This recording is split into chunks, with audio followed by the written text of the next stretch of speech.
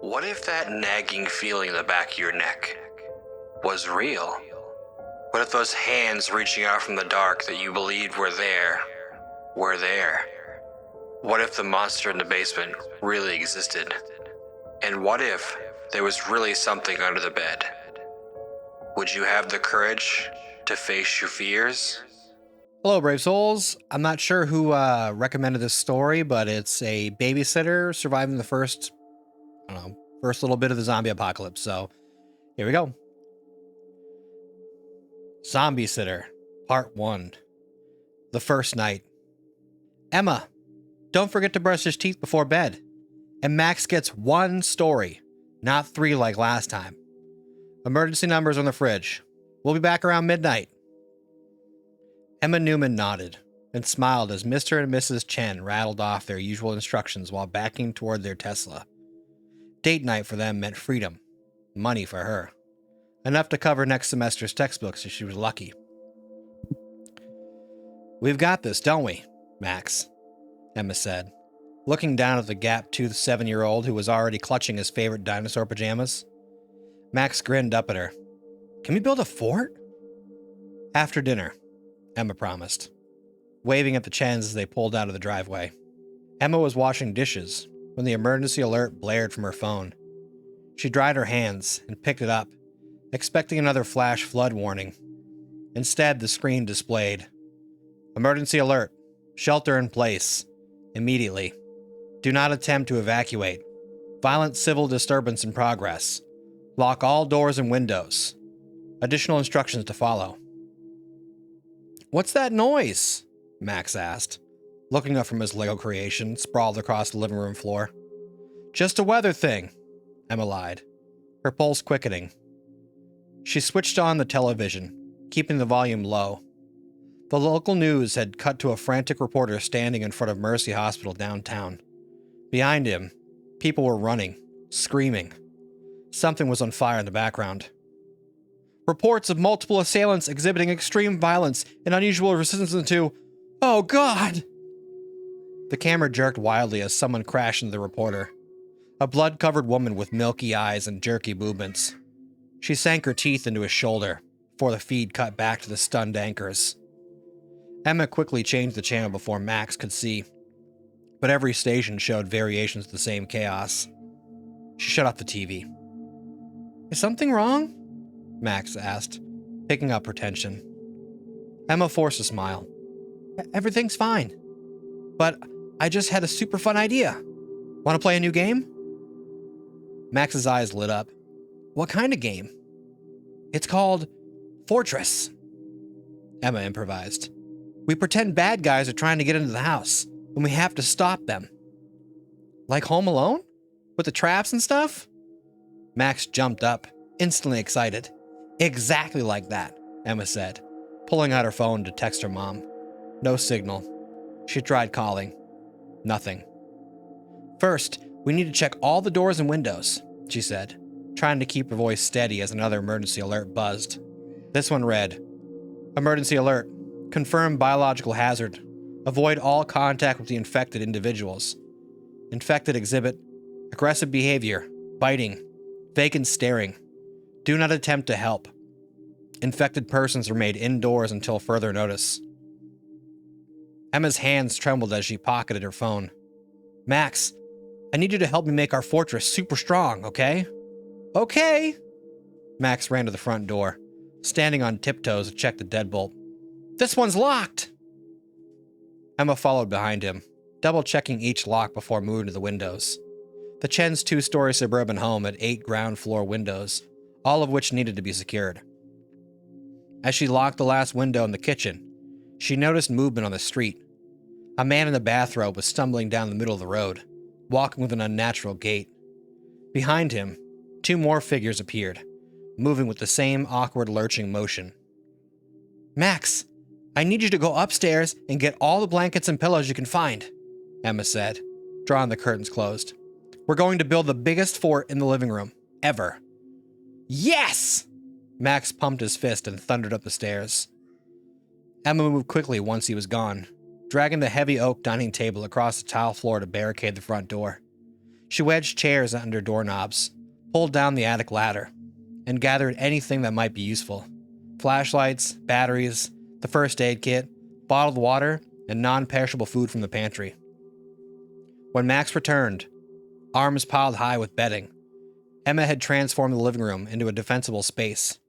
She'd pushed the couch against the wall, creating a protective corner where they could hide if necessary. "Wow, this is awesome!" Max exclaimed, dropping his bundle of blankets. "But where are the traps? Kevin had really cool traps." Emma surveyed the house, mind racing.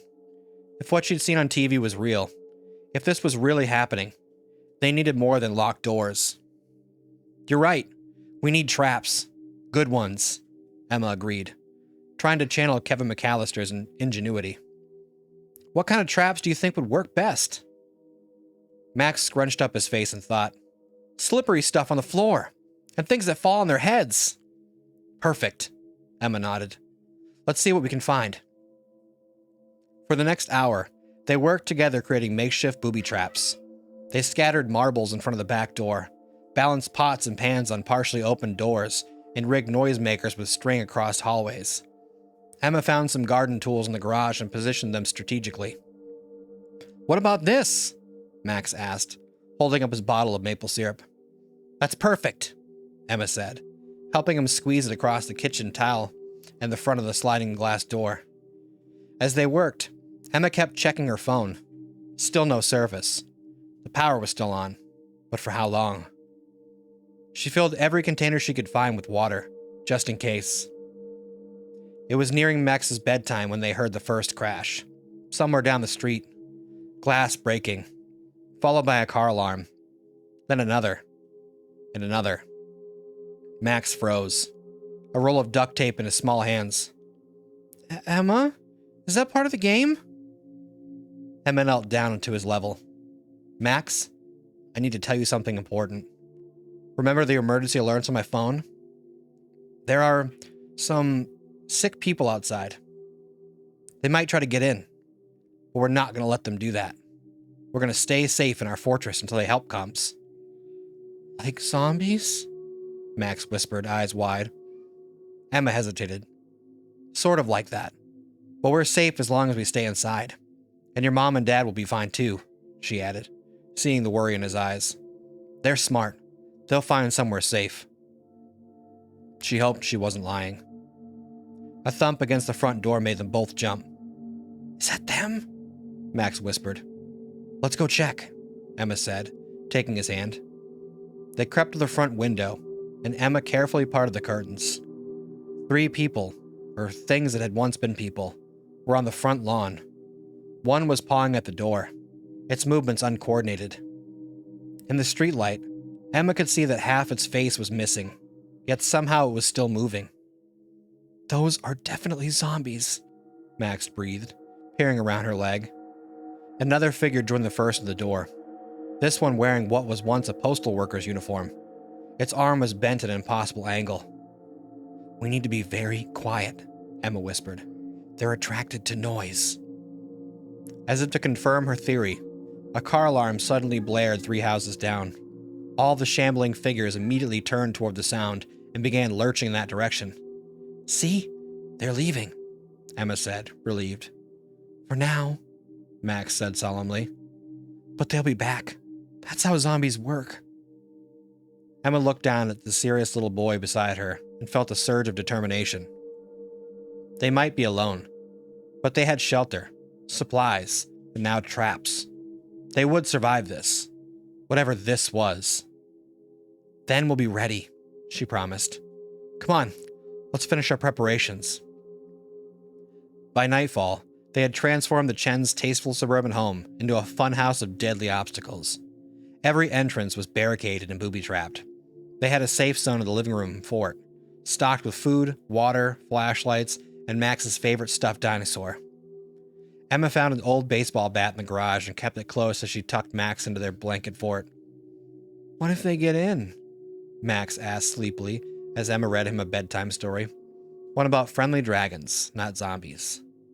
"They won't," Emma assured him. "And even if one did, it would have to get through all our traps first. Remember how we practiced running to the attic? That's our backup plan. Max nodded, clutching his dinosaur. And we have weapons too.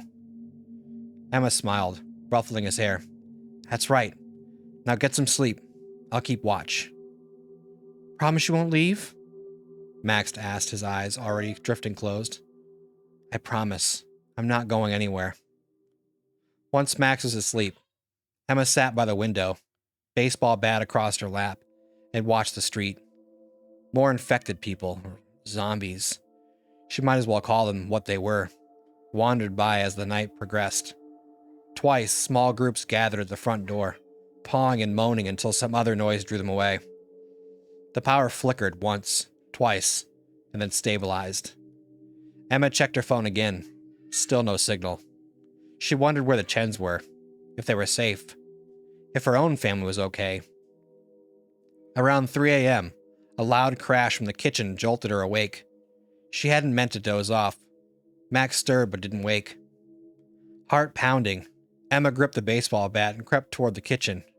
She could hear shuffling, followed by a clatter, as one of their pot lid noise traps was triggered. Something had gotten in. Peering around the corner, she saw it, what had once been a teenage boy, now a vacant-eyed thing with a gaping wound at his neck. It had broken through the glass of the back door and was now stumbling forward, feet sliding on the maple syrup trap. As it struggled to maintain balance, its foot hit the line of marbles they'd scattered.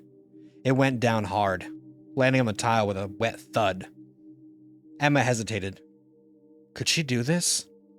The thing looked up at her with milky eyes and let out a guttural moan. It began crawling toward her, fingers clawing at the tile. She thought of Max, sleeping just rooms away, of what would happen if these things reached him. Emma raised a bat. Later, as she dragged a bookcase in front of the broken back door, she tried not to look at the dark stain on the kitchen floor. She cleaned up as best she could and thrown a rug over the worst of it. Max didn't need to see that. The eastern sky was just beginning to lighten when she finally returned to the fort. Max was still asleep, one arm flung over his dinosaur. Emma slid down beside him, exhausted but vigilant. Their traps had worked. They'd survived the first night. But as sirens wailed in the distance, and smoke rose from somewhere downtown, Emma knew this was just the beginning. The real test would come with daylight, and they would be ready. Part 2. Daylight Decisions. Emma woke with a start, momentarily disoriented by the blanket ceiling of their fort. Sunlight filtered through the living room curtains, casting the room in a warm glow that felt jarring at odds with their situation. You fell asleep, Max said matter-of-factly. He sat cross-legged beside her, already dressed and carefully organizing a pile of Lego bricks by color. Emma checked her watch. 7:23 a.m. She'd been asleep for almost 3 hours. Why didn't you wake me? She asked, rubbing her eyes. Max shrugged. You look tired. And I was being a good lookout. He pointed to the baseball bat he placed across his lap. Nothing tried to get in. I checked the traps like you showed me. Emma felt a rush of affection for this remarkably composed 7-year-old. Thanks, buddy. You're right. I needed that sleep. She crawled out of the fort and stretched. Let's check outside and see what's happening. Together they approached the front window. Emma cautiously pulled back the curtain, and they peered out at the suburban street. The scene was eerily quiet. A car sat abandoned in the middle of the road. Driver's door hanging open. Papers and debris littered the normally pristine lawns. But most disturbing was the absence of any movement. No people, no cars, not even neighborhood pets. Where did the zombies go? Max whispered. I don't know, Emma replied honestly. Maybe A movement caught her eye. A figure shambling between houses across the street. Then another emerged from behind a parked SUV. They were still there, just scattered. We need to take stock of our supplies, Emma said, letting the curtain fall back, and fix that back door before more of them find a way in. After a quick breakfast of cereal, no milk, as the power had gone out sometime during the night, they began a systematic inventory of the house. The Chen family was well prepared for emergencies in some ways.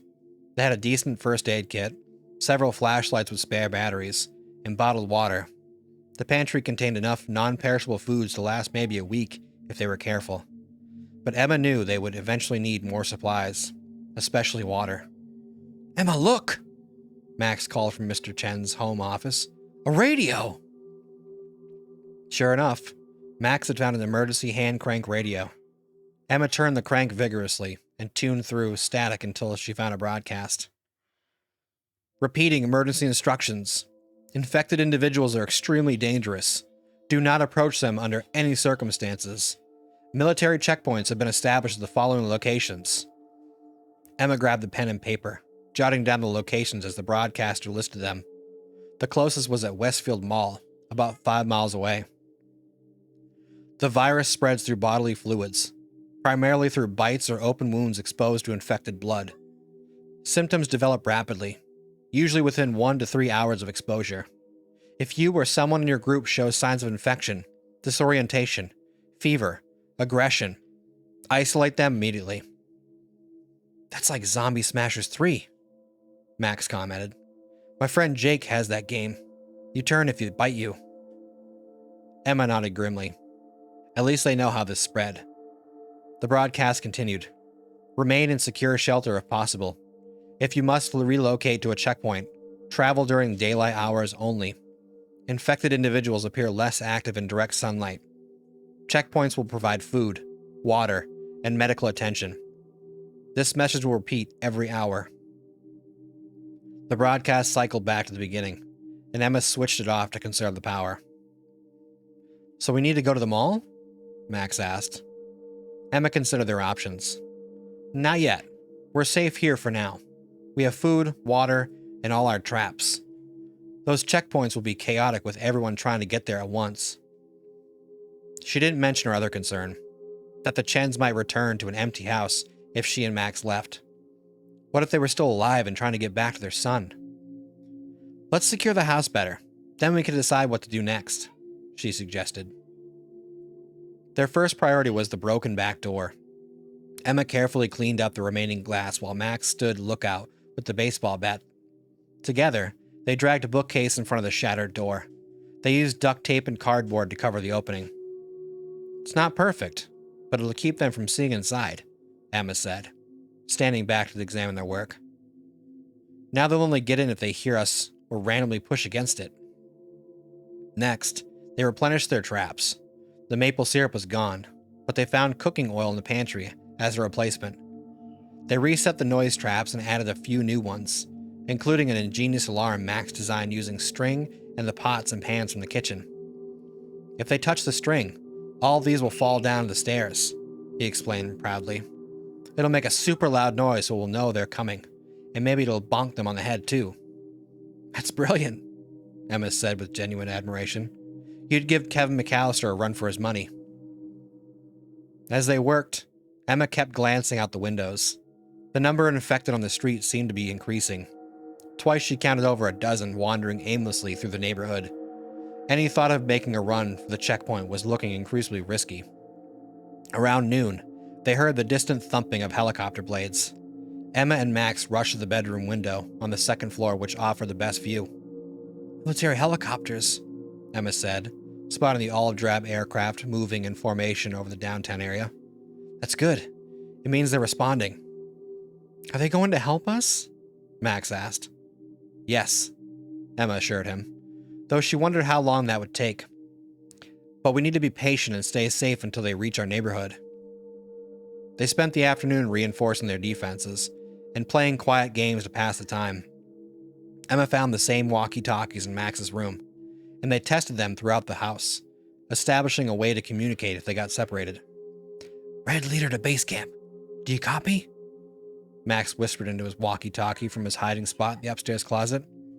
"Base camp here. I copy, Red leader," Emma replied from the living room fort. "What's your status?" "All clear on the second floor," Max reported seriously. "No zombies detected." Emma smiled despite everything. Kids were remarkably adaptable. Max had accepted their bizarre situation with resilience that amazed her. As evening approached, Emma faced a difficult decision. Their barricaded fortress had kept them safe for one night, but for how long? The checkpoint offered security, supplies, and possibly information about the Chens, but reaching it meant navigating through infected-filled streets with a 7-year-old. She was still weighing options when a new sound caught her attention. Car engines, several of them, growing louder. "Max, come here," Emma called softly. They peered out the front window together. 3 vehicles, a pickup truck, an SUV, and a minivan, drove slowly down the street in convoy formation. The lead truck had what looked like homemade armor welded to its front bumper, and a man stood in the truck bed, scanning the area with binoculars. "Survivors," Emma breathed. "They're like us." She considered running out to flag them down, but hesitated. What did she really know about these people? The convoy stopped 2 houses down. A woman emerged from the SUV, baseball bat in hand, and quickly entered the Wilsons' house while others kept watch. Minutes later, she returned carrying bags of supplies. "They're taking stuff," Max observed. "They're scavenging," Emma corrected. "Getting supplies to survive. Just like we might need to do." The woman was heading back to the SUV when she glanced toward the Chen's house. She froze, then raised her hand, pointing. Emma followed her gaze and felt blood turn cold. A group of at least 15 infected were approaching from the cross street, drawn by the vehicle noise. "Incoming!" the woman shouted. The scavengers scrambled back to their vehicles. The man in the truck bed opened fire with what looked like a hunting rifle, dropping the closest infected, but the shots only attracted more from other directions. "Get down," Emma whispered, pulling Max away from the window as gunfire erupted outside. The next few minutes were chaos.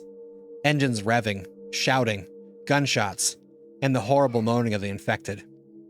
When it finally quieted, Emma risked another look.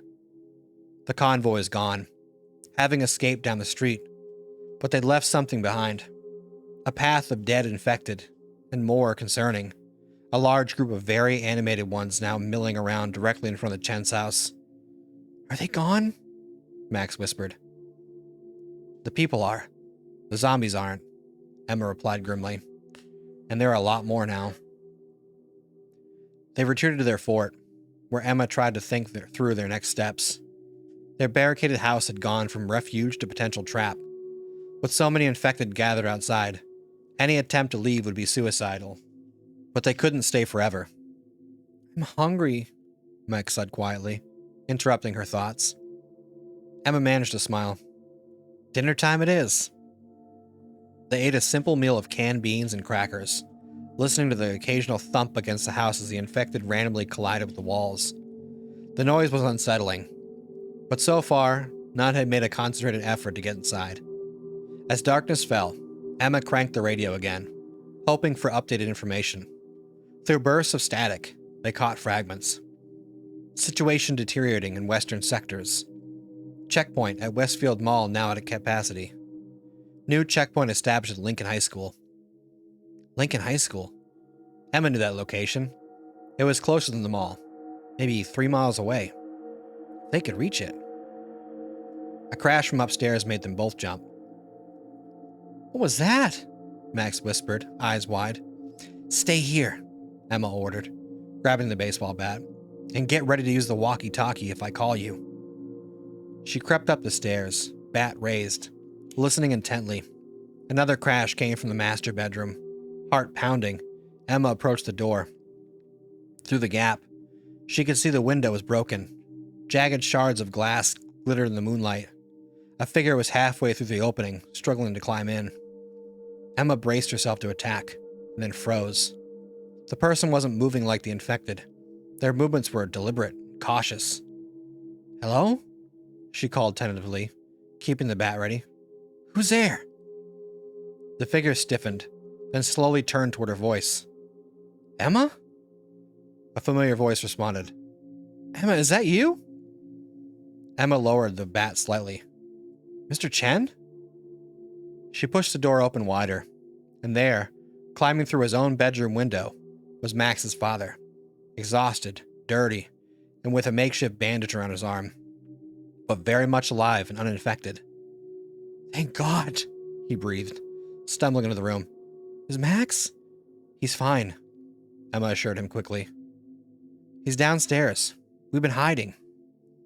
Relief washed over Mr. Chen's face, followed immediately by concern. My wife. Have you seen her? We got separated when everything went crazy downtown. Emma shook her head. I'm sorry, no. Mr. Chen nodded grimly, then winced as he adjusted the bandage on his arm. You're hurt, Emma said. It's not a bite, he clarified quickly, seeing her expression. Cut it breaking into a pharmacy for supplies. He gestured to a backpack Emma hadn't noticed. Got antibiotics, painkillers, some other essentials. Dad! Max's voice came from downstairs, followed by the sound of running feet. Max, wait! Emma called, but he was already bounding up the stairs. Father and son collided in a fierce hug in the hallway. Emma watched the mix of joy and caution. Their reunion was heartwarming, but... There are a lot of them outside now, she warned Mr. Chen. The noise from the window. As if on cue, a chorus of moans rose from below, followed by the sound of bodies thumping against the side of the house. We need to leave, Mr. Chen said firmly, still holding Max. I passed the checkpoint at Lincoln High on my way here. It's secure. They have food, medical care. But Mom, Max protested. We can't leave without Mom. Mr. Chen knelt down to Max's level. Your mom is smart. If she's okay, that's where she'll be too. It's our best chance of finding her. Emma could see the logic, but the streets were more dangerous than ever. How do we get there? There are too many of them out front now. Mr. Chen thought for a moment. The Petersons next door have a fence that connects to the back of this property. If we can make it to their garage, they keep a spare key to their car under the front mat. I borrowed it before. It was risky, but with Mr. Chen's knowledge and Emma's quick thinking, they might have a chance. And Max needed more security than their dwindling supplies could provide. We'd need a distraction, Emma said, mind racing. Something to draw them away from the house, long enough for us to slip out the back. Mr. Chen nodded. I've got road flares in my emergency kit, if we can get them far enough away. I've got a better idea, Max interrupted. He looked at Emma with determination. Remember the science fair last month? My volcano? Emma's eyes widened as she understood. Max had created an impressive baking soda and vinegar volcano for a science fair. One that had erupted with far more force than expected, creating a memorable mess. That could work, she said slowly. If we make it big enough, the noise of movement might draw them away. And I know just where to put it, Mr. Chen added, a spark of hope in his tired eyes. As night deepened around the besieged house, the three... Alright, hold on. As night deepened around the besieged house, the three survivors gathered supplies and finalized their plan. Tomorrow would bring their greatest challenge yet. A desperate dash through the zombie-infested streets toward the promise of safety. Emma checked their makeshift weapons one last time before joining Max and his father in reinforcing the bedroom window. Whatever happened next, they would face it together. And thanks to a 7-year-old science project and a resourceful babysitter's home defense system, they just might have a fighting chance. Part 3. The Final Run. Dawn broke with an eerie silence that seemed more unsettling than the moans of the infected. Emma peered through a gap in the bedroom curtains, as the creature still milling around the front yard. She counted at least 20, far too many to fight through. Are we really going through with this? She whispered, turning to where Mr. Chen was checking Max's backpack. Mr. Chen nodded grimly. We have maybe 2 days of food left, and the water is getting low. Lincoln High is our best chance. He'd spent the night explaining what he knew about the outbreak. It had started at Mercy Hospital 3 days ago. Patient zero was still unknown, and spread exponentially through the city. The military had established perimeters around uninfected zones, but much of the suburb, where the Chens lived, had been overrun before the barricades could be erected. The checkpoint at the high school is holding, he explained, tightening the straps on Max's small pack. They've got National Guard, medical personnel, and they're evacuating people to a secure facility upstate. What about Mom? Max asked, for perhaps the 10th time since waking. Mr. Chen's expression softened. If she made it out of downtown, that's where she'll go. The emergency broadcaster directing all survivors there. Emma didn't mention the obvious, that Mrs. Chen might not have made it at all. Mr. Chen's eyes told her he was well aware of that possibility. Let's go over the plan once more, Emma suggested. Max sat up straighter, eager to explain his role. I put the baking soda in the plastic container and sealed it except for the tube. When we're ready, we pour in the vinegar and dish soap mix, seal it up super fast, then throw it as far as we can away from the house. And then? Emma prompted. Then we count to 20 while the zombies go to check out the noise and bubbles, and we sneak out the back door, through the hole in the fence, and into the Petersons' garage. Perfect, Mr. Chen confirmed. The car key should be under the mat by the front door. Once we're in the car, we take Oak Street to Riverside Drive, then straight to Lincoln High. It was 3 miles of suburban streets, normally a 10-minute drive, but now an obstacle course of abandoned vehicles and wandering infected. Everyone know what they're carrying? Emma asked. They divided their supplies carefully. Mr. Chen had the backpack with medical supplies, a crowbar, and a kitchen knife. Emma carried food, water, and the baseball bat. Max had a small backpack with the science project materials, plus his walkie-talkie and the hand crank radio.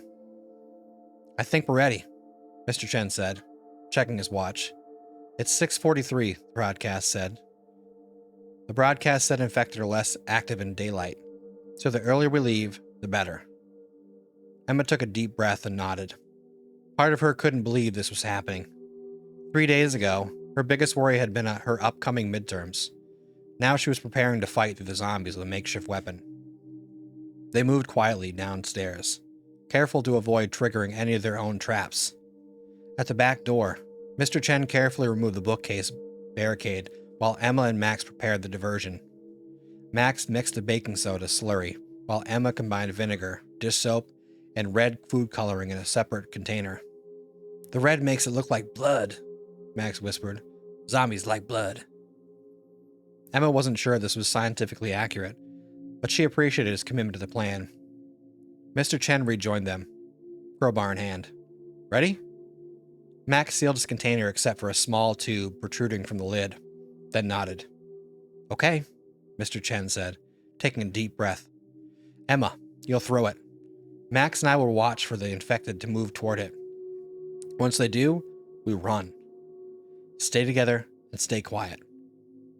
If we get separated, keep moving toward the high school. Emma took the baking soda container from Max and positioned herself from the front window. On 3, Mr. Chen whispered. 1, 2, 3. Emma quickly poured the vinegar mixture into the tube, sealed it with her thumb, shook it vigorously, then cracked the window just enough to throw the container. It sailed through the air in a high arc, landing with a splash on the sidewalk across the street. For a moment, nothing happened. Then the reaction began. A fountain of red foam erupted from the container, bubbling and hissing loudly as it expanded across the pavement. The effect on the infected was immediate. Their vacant eyes turned toward the movement and noise, and as one, they began lurching toward the crimson foam. Now, Mr. Chen whispered. They slipped out the back door and into the yard. Emma's heart pounded as they crossed the open space of the fence. A section of boards had been removed, creating a gap just wide enough to squeeze through. Mr. Chen went first, then helped Max through. Emma followed, casting one last glance at the house that had been their fortress. The Petersons' yard was clear, but as they approached the garage, a lone infected, once the mail carrier, judging by the tattered uniform, emerged from behind a garden shed. Mr. Chen pushed Max behind him and raised a crowbar. Stay back, he whispered to Emma. I'll handle this. He approached the infected slowly, waiting for it to lunge, then drove the crowbar into its temple with a sickening crunch. The creature dropped without a sound. Emma felt her stomach turn, but kept moving. This was their reality now. The garage door was locked, but a side door stood ajar.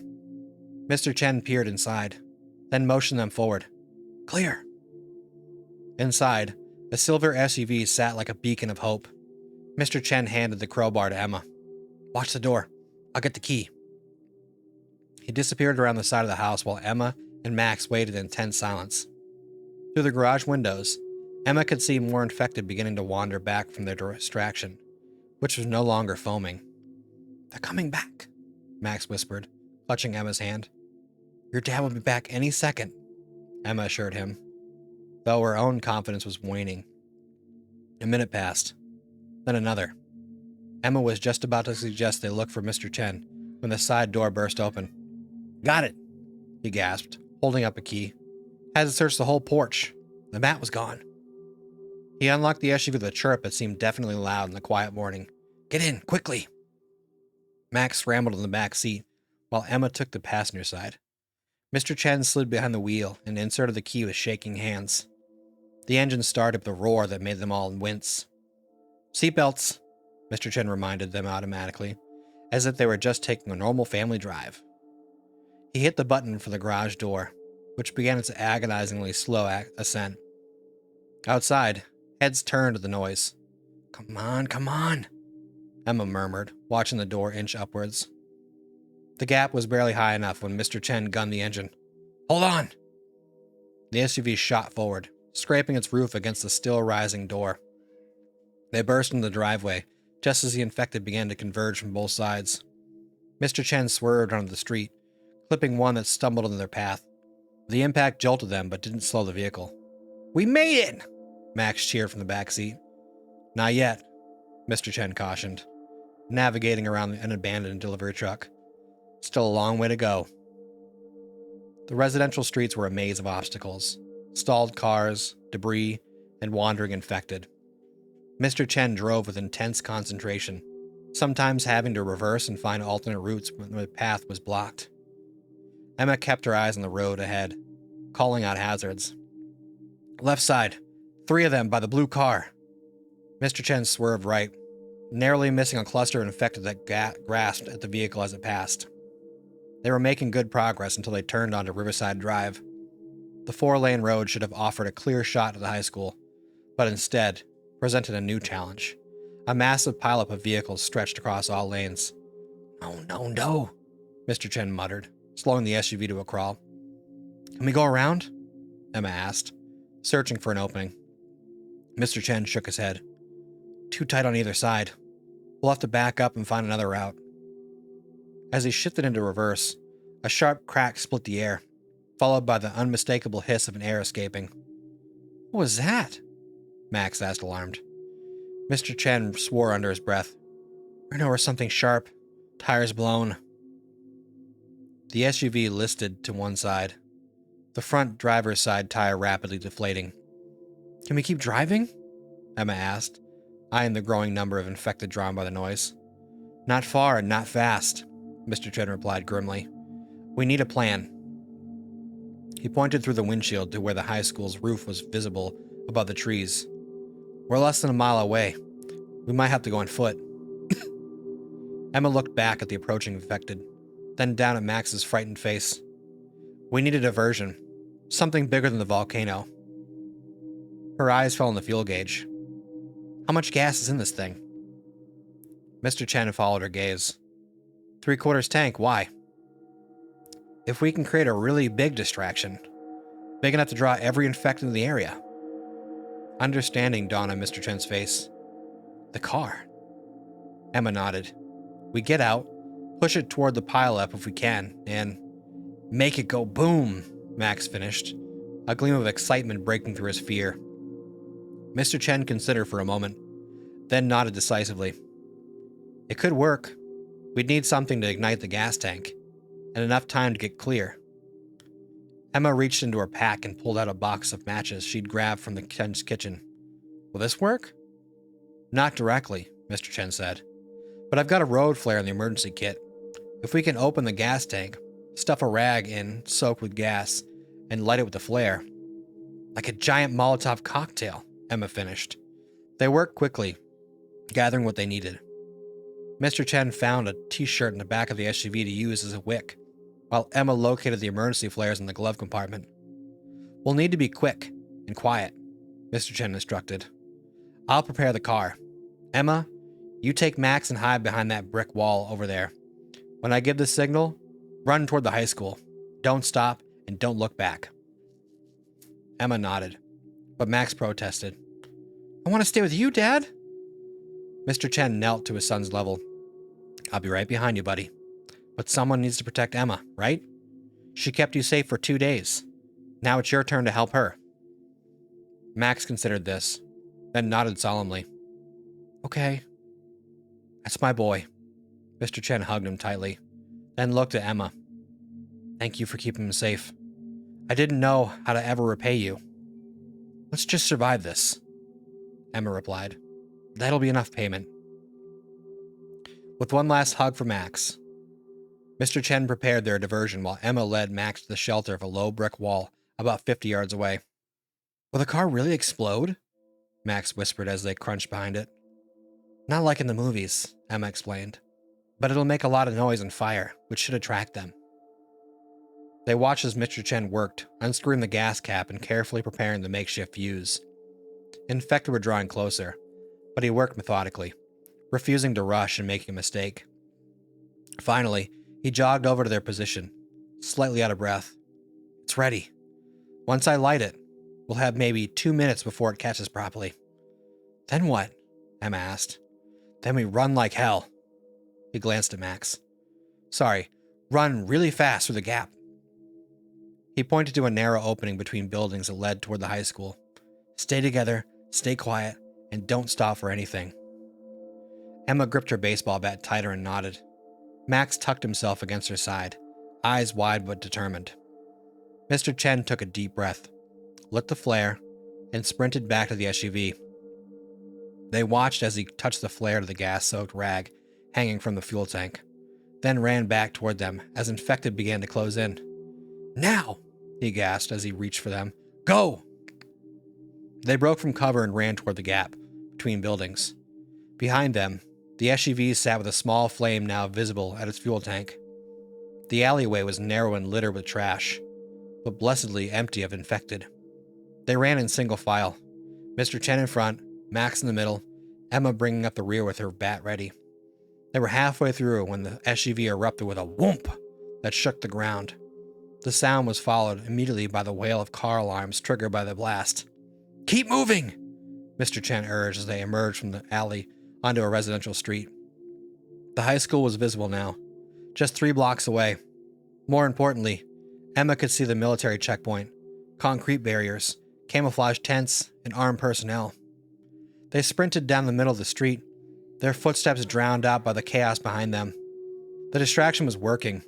Infected were streaming toward the burning vehicle from all directions. 2 blocks to go. Emma's lungs burned, but she kept pace, watching Max's small legs pumping furiously to keep up with his father.